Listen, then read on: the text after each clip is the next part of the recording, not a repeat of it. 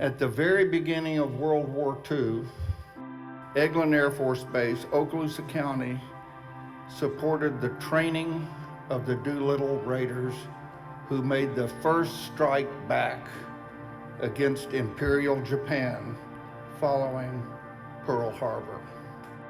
Tonight we're going to celebrate and honor ODA 595, the CIA and the Air Force combat controllers who made the first strike against the Taliban after 9/11.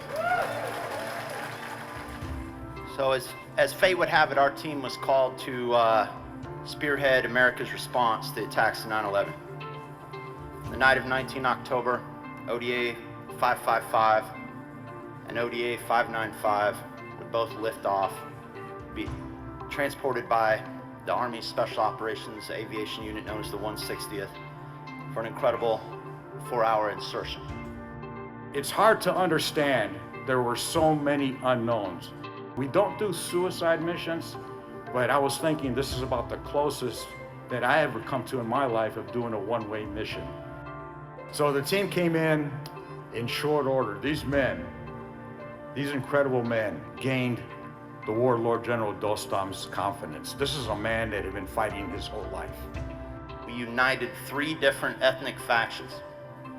Let's call them the Fort Walton Beach Chamber of Commerce of northern Afghanistan. We brought General Dostum, leader of the Uzbeks. We brought Commander Atta, leader of the Tajiks, and we united the Hazaras. By uniting those factions, 3,000 of them were on horseback. These guys were called, had some of the best training in the world. We had just been here to Hurlburt with Chief Lloyd and the Have-Ace bunch over here. They had to do something that hadn't been done since 1942. And that was to ride horses in combat.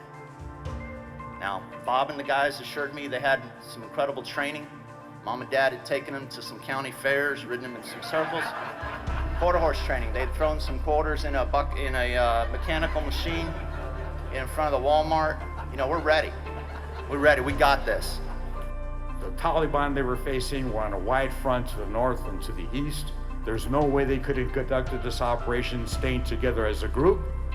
2 Air Force tactical air controllers who are experts in bringing in precision bombing rates were assigned to the team. And so they had to break down into 3- and 4-man elements.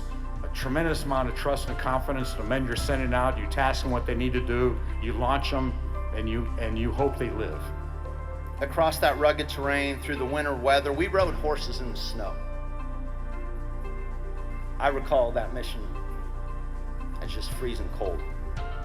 We were greatly outnumbered, limited supplies. Our Air Force Special Operations brothers and sisters from right here at Hurlburt were flying in every night, dropping lethal, non-lethal aid. We were supported by all manner of U.S. Air Force, Navy, Marine Corps, and Special Operations aircraft. This team probably still holds a record from a Defense Department case study. We employed over 300 airstrikes in 24 days. Mark's team came in on the early morning hours of October 20th. On the 10th of November, ODA 595 were riding or moving along with Dostum's men into Mazar-e Sharif, a victory ride. They had accomplished their mission, which planners thought might take up to a year, in less than 5 weeks. That's incredible.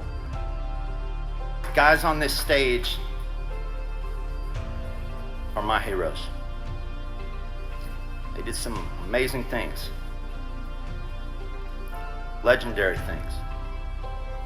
This is considered one of the most successful unconventional warfare campaigns in modern history, and a victory that inspired our nation and the people of Afghanistan as well. It changed the course of a country and of the world for a period of time.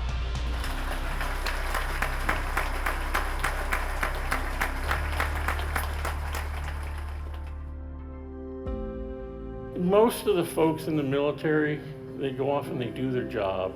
They go to combat sometimes they don't. They come home, they live their lives, and we never know who they were, we never know what they did. They just go do their job. So what's happened here, when you do something like this, it raises it to another level of awareness. Now people know who you are. And when people know who you are and what you did, you get into the realm of, now I represent everybody out there that has no name, that has fought, possibly died for this country, or they're missing a few limbs. And the Raiders dealt with that by getting together every year. They got together every year for their reunion, and at each reunion, they would toast their comrades that had fallen before. In 1959, the city of Tucson gifted them with silver goblets, and the goblets had their names on it, engraved right side up and upside down. And so from then on, they would gather together, they would toast their comrades, and then somebody would turn the goblet of the person that had passed.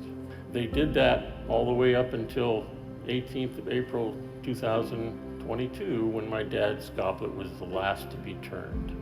And so now we need somebody to pick up the mantle. When I got invited to do this project, I'll be honest with you, we did not have the technology to do it. We work with material and equipment that's over 75 or 80 years old. So we created these great cups. They're after a canteen. They're made out of solid silver. If you could buy one, it would cost you $6,500 to get it. But I will promise you one thing, nothing like this will ever be made again. Raising the cup has been something that has been in the warrior ethos since there was combat. So it's nothing new. But there is something different about this situation. And that is that not only are you raising the cup to celebrate the lives of the men and women who lived and gave their lives for our nation, you're also raising that cup for the next generation of warriors. Because if that next generation decides to go into the military, they need to know that it's not a job, it's a calling. And that calling may cost you your life.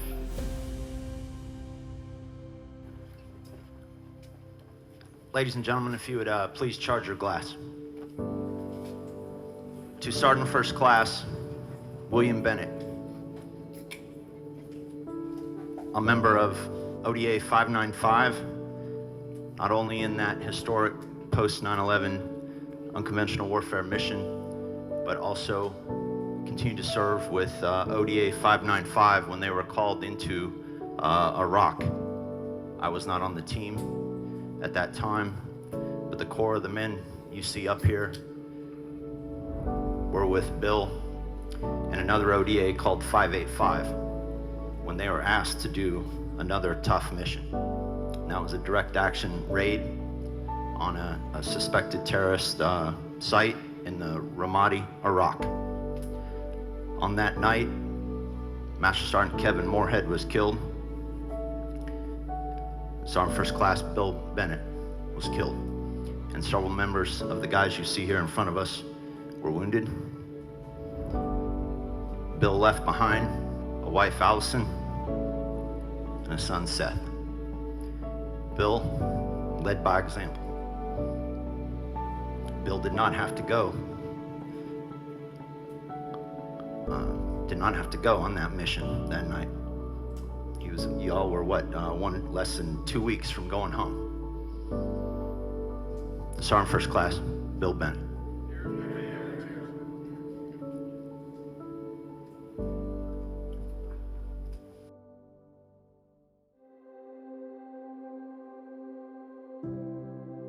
The reason why we're celebrating 595 and horse soldiers, those terms have become synonymous, but I think what we're really celebrating and remembering was how special that time frame was, September 12th on. And we saw what America could be. They didn't choose to be heroes. What they are is they're good people. And they make us remember what it was like on September 12th and how we felt on October 19th, when through necessity, we took the offense and we took the fight to them. And it made us realize and appreciate what America's capable of and what we're capable of. And so, like the Doolittle Raiders, you know, they didn't choose to be in the limelight, but they're able to be in the limelight. There's a cliche out there that's sometimes overused, but if I witnessed this, and I feel it's appropriate, and it's 12 men, actually 14 with the 2 Air Force men, but the 12 men, 12 ordinary men that did extraordinary things, and that's what they did on a daily basis. In closing this out, being that old Special Forces Sergeant Major, I only know how to do it one way. On behalf of Team Alpha, your brothers, Team Alpha, your CIA officers that were working with you on the ground, with utmost respect and humility, I'd like to salute you guys.